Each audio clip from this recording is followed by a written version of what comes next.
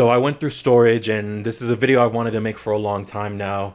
And I finally dug up a bunch of stuff in the backpack. I'll put on screen for you guys. And we're basically just going to go through this thing, and I'll take a trip down memory lane. This might be a multiple part series. I have no idea. It's kind of a lot of stuff. So we'll find out together. And I'll start here. There we go. I think that's everything I have in here. It doesn't look like the small pockets have anything in them. I used to wear beanies. I wish I had a story about this particular beanie and mitten set. I think I got this for a Christmas gift. I honestly had no idea that I had them, but it gives me the opportunity to tell a quick story. I had a classmate in high school named Erica, and her mom worked at the school. A really nice lady. And she loved to knit, and so she started knitting beanies, and she made me a couple. I have no idea what happened to them. It makes me really, really sad that I don't have them, because she made me like 2 or 3 back when I had short hair, and now they're all missing. So, Miss Castillo, if you ever see this again, I would really love a new beanie. And this is one of my pocketbooks I used to have. I used to carry multiple of them. This is just a phrase book that was supposed to help me learn Spanish, except I lost it. And I would keep finding it and then losing it all over again, or forgetting that I had it in the first place. So I've never actually gone through this. ¿Dónde lo envía? Oh, envía. Okay. I'm not good at like reading the phonics of a word. I don't know if I can show you guys that properly. ¿A dónde lo envía? ¿A dónde lo envía? I'm much better at just reading the regular sentence versus the phonics of it. I don't know if your languages are the same for you. If you have that similar struggle, let me know. Something that I found really, really interesting about this, though, is, it's color-coded for the different sections. And when you go to purple, what did 4-year-old me do? He thought I should put a purple Yu-Gi-Oh card there as a bookmark or something. There's like no phrases or words here that stand out to me as being special. It's just, and then it's a fake card too. I don't think I knew it was fake. So if that's true, then I thought this was expensive and I just used it as a bookmark. I don't know, man. This is the homie Dead Fries, right? And you can see dead right there. I cannot translate the Japanese for you at this moment, so enjoy whatever I end up putting on the screen for you. But yeah, this used to be a fat roll. It used to be about 3 times the size of this. Some of it is still in my storage unit. It got like torn up and whatnot. But this was, if you remember Brandon, back when he was a part of the channel, this was his first character he came up with. He was just doodling, and he didn't think that he could do anything with it at first, right? But he posted it in the group chat, and we were like, hey, this is a pretty good design. He's like, I don't know, it feels kind of ass. And I'm like, dude, Adult Swim literally has a burger, some fries, and a milkshake as characters. And he's like, holy shit, you're right. And I told him, because I was studying Walt Disney at the time, I told him that Walt Disney started making a bunch of characters, and then since he was driving an ambulance in World War II, he would put his characters all over his stuff. And that was how he promoted it. So using that as inspiration, Brandon made merchandise. It's probably still available on Redbubble somewhere. There's like mugs, I think, maybe a shirt. But he gave us both a free roll of stickers that he got when he, manufactured the merch. And I used to go around every day and every night with this in my pocket or in my backpack, slapping the stickers on all over the city. So that was a thing. And he never did anything else with it, which kind of sums up his time here on the channel, unfortunately. Going back to Spanish now, the cover is completely lost, but this was a book that I was given when I was very, very young, as you can tell by the type of phonics that are in here, to help teach me the Spanish language. However, I think it's incomplete, because it doesn't... Okay, no, it might not be incomplete. It just doesn't give you the alphabet in alphabetical order. We have T, C, S, N.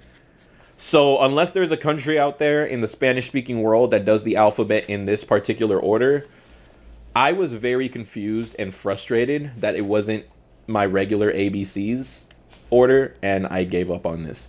But now that I'm looking at it, one, I think it's awesome that it looks like everything was drawn in ink and then printed. That is a feel that, you know, or an aesthetic that does not exist for books anymore. Two, the fact that it's this really old paper, but it's both really flimsy and really durable, because, you know, I've had it tossed around with a bunch of other stuff for 2 decades. This is a really high quality book, and I love this.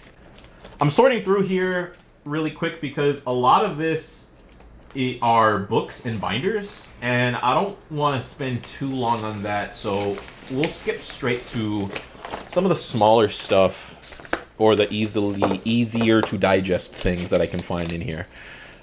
This was a leadership award. So if you don't know by now, I was a part of the Breezy Youth Program. There we go. And that's actually where I met my friend Alan.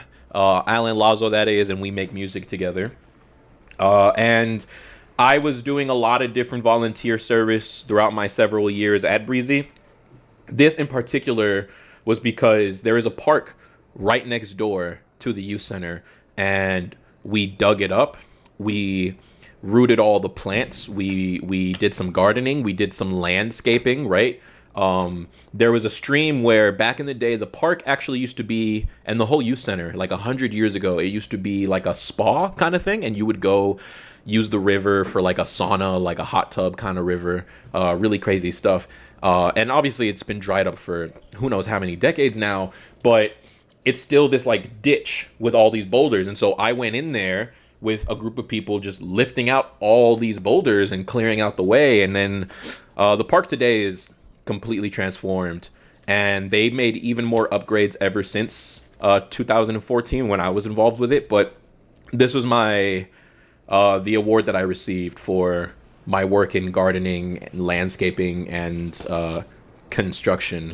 So yeah, that was cool. And then this was my mentor, Andy Rodriguez. Jasmine was a lady who worked there. I didn't talk to her a lot, but my mom liked her. I have no idea what this is. So Goner watching this knows exactly what this is from. And I'm really mad I didn't have like a Sharpie or anything at the time.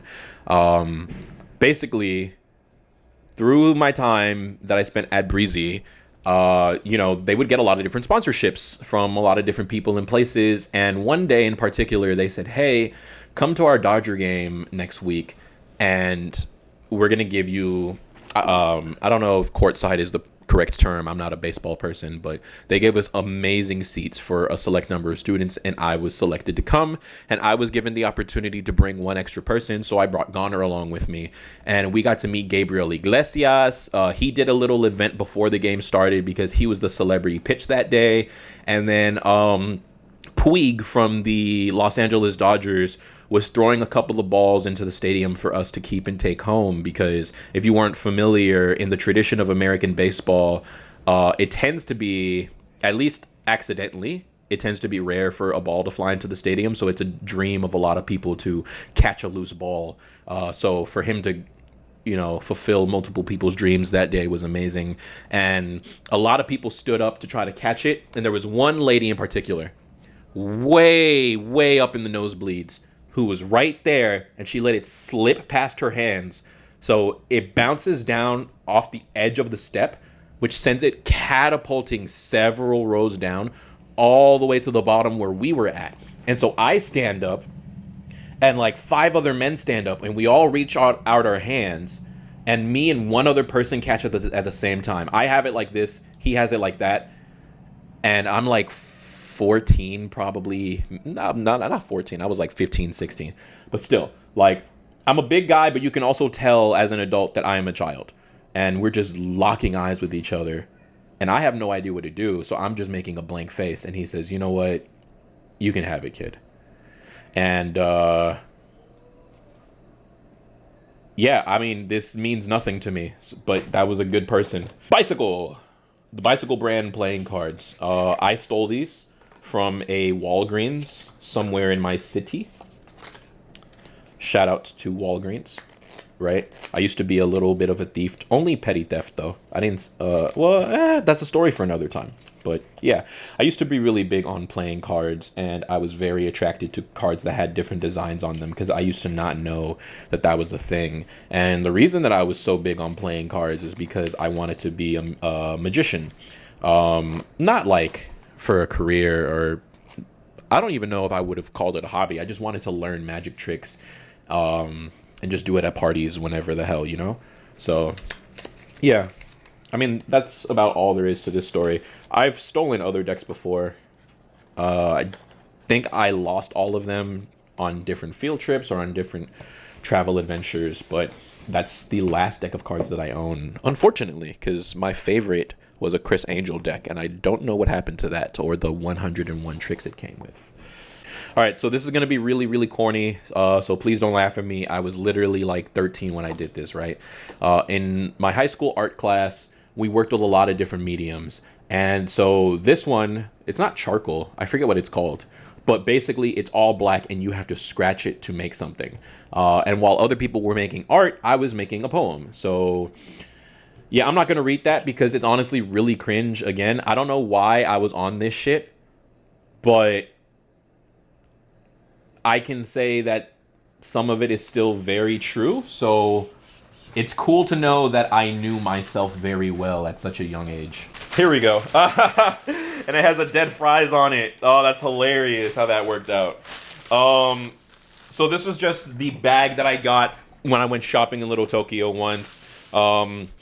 Mokuyobi, I believe, is how you pronounce the name of this store. It's a clothing store. They do designer stuff, I think. They have a really interesting candy kind of aesthetic, and it's definitely not for everybody, and it's definitely very, very feminine. I'm not gonna lie to you. It comes with these stickers, which does not make up for the fact that I spent over $100 on that sweater. You know, I was on a date. I was trying to flex. I'll post the sweater right there for you guys to see. That's it. I don't know why I kept the bag at all. Yeah. Hey, it's my birth certificate. Found this in storage. Pretty cool. Don't know why mom didn't fill out the rest of the front, but yeah. There's private information on the back, so I'm gonna be censoring it in 3, 2, 1. But that's my footprints as a baby. Pretty cool. Ooh. Okay. This is one of the first binders I remember ever having. I want to say I got it in 2nd grade. I don't know where the sponge rock or the punk rock SpongeBob aesthetic came from, but it's really sick, and I just loaded it up with every sticker I managed to get my hands on. So I got these dollar store knockoff Yu-Gi-Oh stickers that were extra cool because they had gold lining, so we thought that they were super badass. And then the fact that they, because we didn't know how Photoshop worked, and some of us didn't know what Photoshop was at the time, we thought it was super awesome that they were able to perfectly cut out the monsters. And honestly, as an amateur Photoshop user today, I'm still kind of impressed that they cut out the monsters so well without like the background bleeding onto it.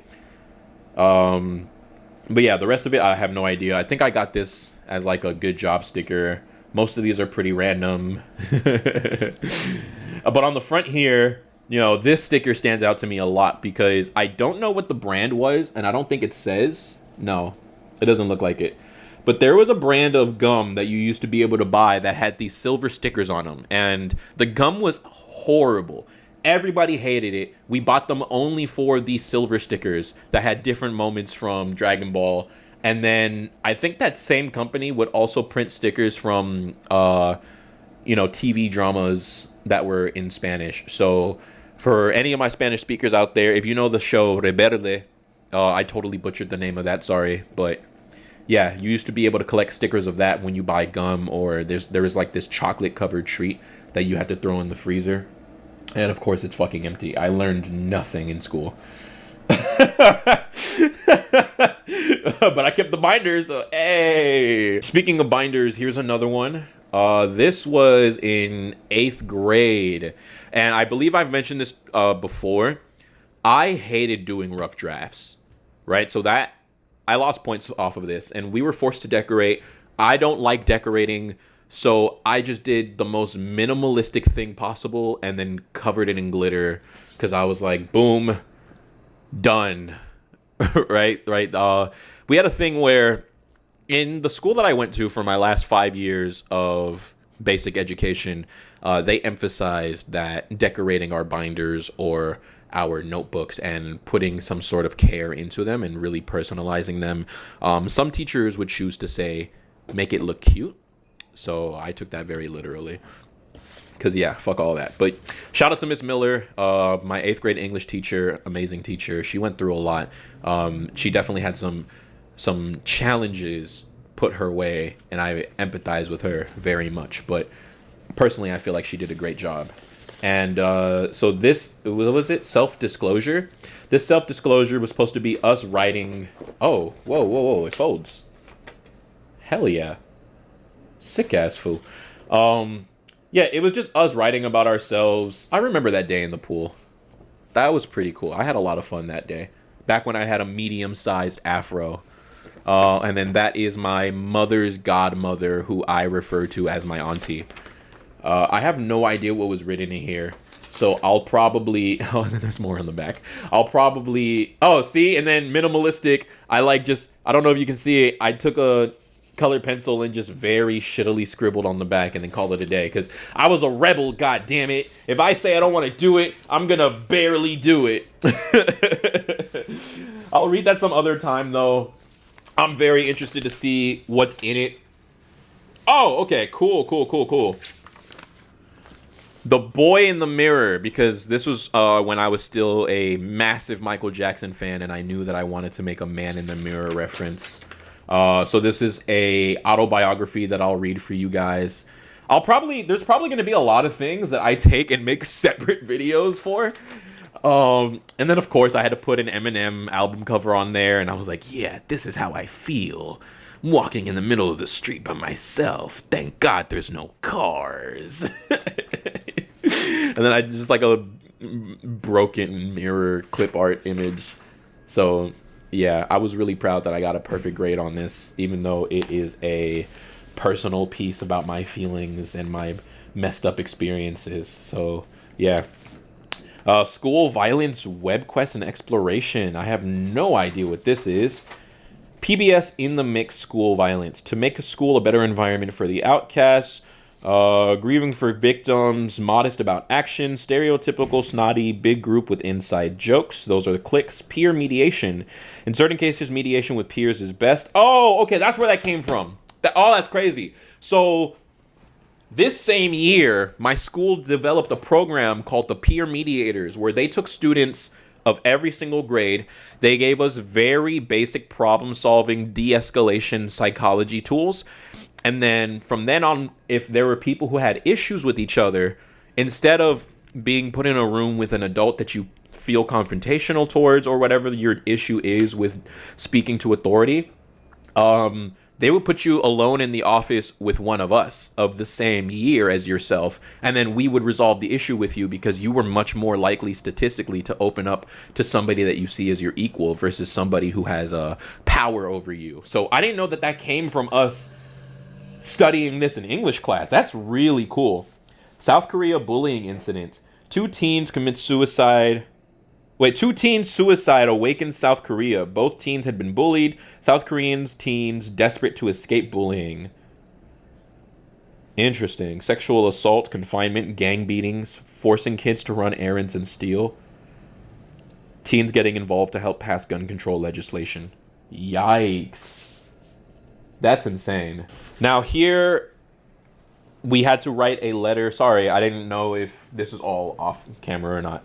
Here we had to write a letter to a senator about a problem that we thought was very serious. And once again, I did not submit a draft. So I got... Holy shit! Yo, I went from a 90 to a 55. Yo, hang on. Yo! I did not give a fuck. I was such a savage. She told us we would lose 25 points if we did not submit a rough draft. And then I submitted it late on top. Oh, suck it. I'm playing. Do your work on time, always. Dear Senator John Kerry, I'm sure you receive these letters a lot, but I want to tell you why you should support the Coney 2012 campaign. And that right there is all I need to know, because that was a fucking fraud. That was a scam, ladies and gentlemen. Ooh, that did not age well at all, little Eric. Looks like notes about nutrition and superfoods. Don't be afraid of breaking down complex vocabulary. What the fuck? What were we learning? What is this? The love of friendship. It starts with an Einstein quote. Great quote. What an interesting, deep, well thought out intro. Eric, you're gifted and talented writer. I enjoyed reading this tremendously. Keep up the writing and handing in your work. I want an A in my class, 99 out of 100. Ooh, well, okay. I guess we're going to be reviewing that later. This looks like an essay that we did on a book back when you would handwrite essays. Look at all those annotations, man. Ooh, wee. And then there's more on the back if you can see it here. Wow, wow, wow. That's cool. I think that was back when we did peer. I have drafts! These are drafts! That's crazy! We found one, boys! Oh my god. Why the Holocaust is important. What a horrible title. What a horrible title. I'm glad I still got an A. Yeah, if there's any of these that I don't mention, I'm going to do a video for, and you want to see one, just go ahead and let me know. I don't know what the fuck this was. Wait, it's short enough I can read it. Opportunity is a tricky aspect of life. It, like many other things in this world, is... Oh, what is... This is from 2012, so a year later. This is my freshman year. Waiting for Superman. This must be an English class. Opportunity is a tricky aspect of life. It, like many other things in this world, is out of control. Is out of our control. It is, in point, a combination of dreams and luck. It can be affected by the littlest things, from the chores that you do to the ones you call friends. But friendship is precious, not only in the shade, but in the sunshine of life, and thanks to the benevolent arrangement, the greater part of life is sunshine. Thomas Jefferson. However, our aspirations covet such a thing. It pushes everything to the side, even if you can't reach it. Education is one of those aspirations. For some people, it's just too far, and it was supposed to be like this gigantic winding road that just goes on forever and ever and seems impossible for you to scale. I think this is supposed to be like a broken bridge or like a shady bridge that you wouldn't trust or something like that. I don't know. I'm not a great artist off the top of the dome. I do significantly better when I'm copying things. Stealing other people's work is fun. Based. Don't take that seriously, please. Elements of art. So I made a pan flip for my high school art class that was teaching you just very short and brief different aspects of how to do art. What lines are, space, color, shape, form, value, textures. What else is in here? Oh, a journal question. E double. I know you guys probably can't see that very well, but it says E double right there. What would happen without art and how would it affect our lives? Looks like I said, without art, we would be less humanized because we would be deprived of creativity and expression. I was fucking 13. Holy shit. This world would be empty. It would be negative. It would negatively affect us because we would all be the same. There would be less purpose in life. Everything we see would be gone because all of God's creation is art. I got hella religious there. It's crazy because I was atheist when I wrote this. Balance, contrast, repetition, subordination, unity. What the fuck is subordination? All right, this will be the last one for now. Because this is running a little bit long and I have things to do. But pretty crazy so far. This was my Tagalog study book. And so I had a table of contents that I didn't finish writing, I don't think, because there was a lot more I wanted to add to this book, but looks like it has 35 pages so far. So Mongolian alphabet and pronunciation, abacada, plus video links, how to introduce yourself, places, looking for places, introductions. Ikinagagalak kong makilala ka. It's nice to meet you / nice to know you. Wait, I can do that better. Ikinagagalak kong makilala ka. And then the use of po. This was the most important thing I've ever learned from this book, was how to use the word po. So instead of Kumusta ka is kumusta kayo po? Kumusta po? Ako po si ikinagagalak ko po kayong makilala instead of kong makilala. This is actually really funny because I was leaving the hospital and they were like, "Holy shit, you speak Filipino?" And then she took me through the cafeteria so I could greet every single Filipino worker that was there. It was hilarious. Kain! Oh, I was trying to think of this word earlier. Kumain. Kumakain. Yeah, kakain. Takbo, to run. Yeah, this is a lot of effort was put into this, and then I went ahead and finished the rest of the pages myself and just kept adding on. Yeah. What are these? Oh, we found some bars! No way! We found lyrics? Oh, we're probably gonna do that a lot. I'll have to save these for another video, if ever, because they probably are really, really bad. Yeah, who gives a fuck about a schedule? Oh, right, I was gonna diss my ex and then I forgot. Oh no, bro! I have to piece it back together. These bars have been lost to time. Oh, and then I used to do this. I don't know how well you can see that, but I used to just fill up an entire page with rhyming words and then just pull from them whenever I needed them.